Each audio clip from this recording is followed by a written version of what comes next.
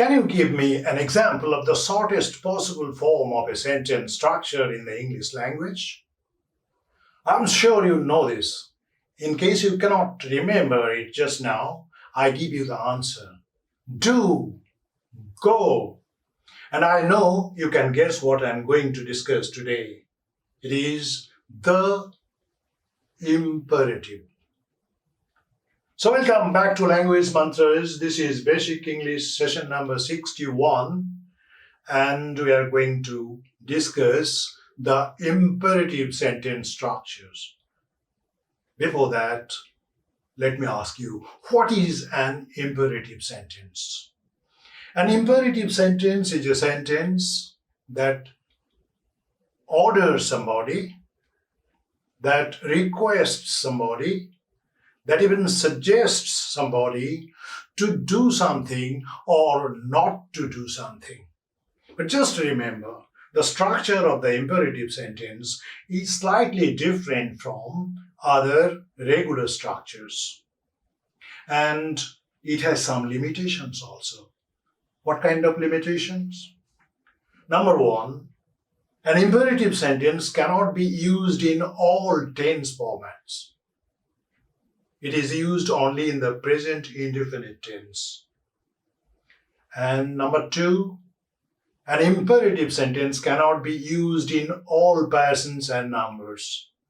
It cannot be used in first person singular number. It can be used in first person plural number. It can be comfortably used in second person singular and plural numbers. And it cannot be used in the third person singular and plural numbers. So this is what is special about the imperative sentence.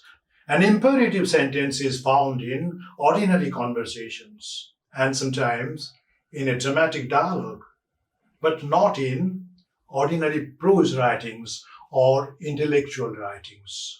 So let's have a look at some sentences and try to recognize and understand this particular format of the English language. Number one, come, sing. These are two words, and at the same time, these are sentences. You call come. Come is a sentence, but there is no subject. There is no object or complement. But in spite of that, this is recognized as a sentence. The same about the word sing. It's a verb. Now, what happens? You know, there is something missing. Come means you come. That you part is not pronounced at all. When I say sing, you mean you sing. But you never pronounce that you part. This is possible in imperative sentence. But one thing you must remember, that the British people have a very strong dislike for bare imperative. What is bare imperative? This is bare imperative. You just use the verb come. It reflects a mood. You say sing. It reflects a mood. But other parts of the sentence are not at all there, or parts are missing, whatever. So this is bare imperative.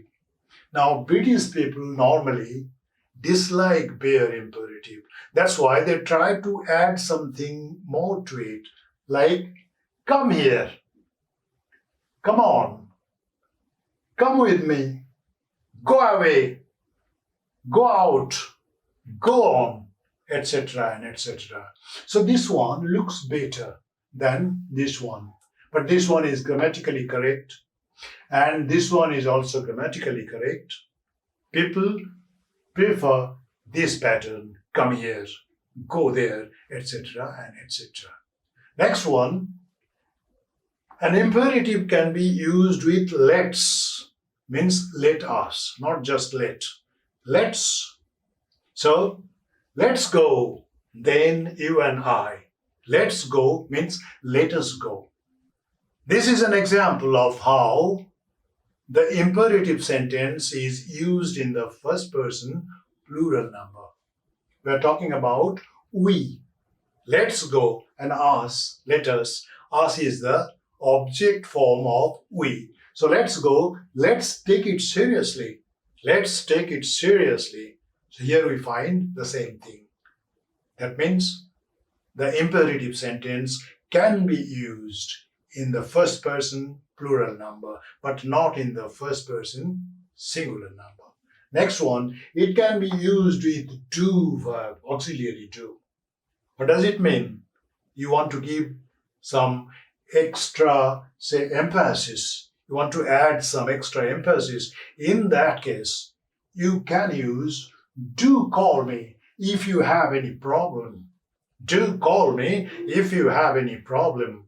Or do have a look at the Eiffel Tower when you are in Paris. That means you add some extra emphasis and use do.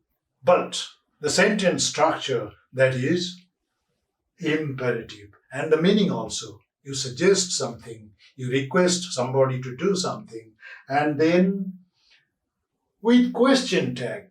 Imperative sentence cannot be in the question form, but you can use the question tag. For example, clean the table, will you? And will you clean the table? These two sentences are entirely different. If you say, will you clean the table? It's a question. But when you say, clean the table, comma, will you? It's an imperative sentence.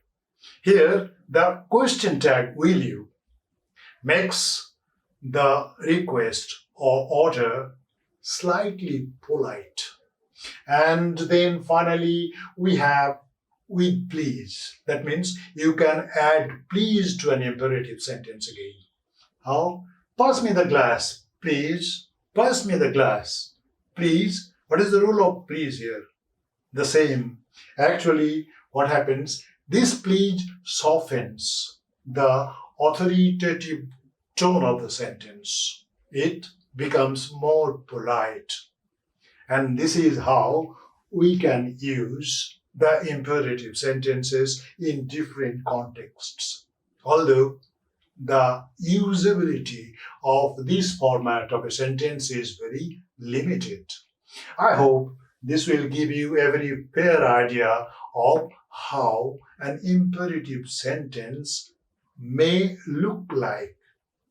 In case you have any question, any doubt, any comment, please note that in the comment box.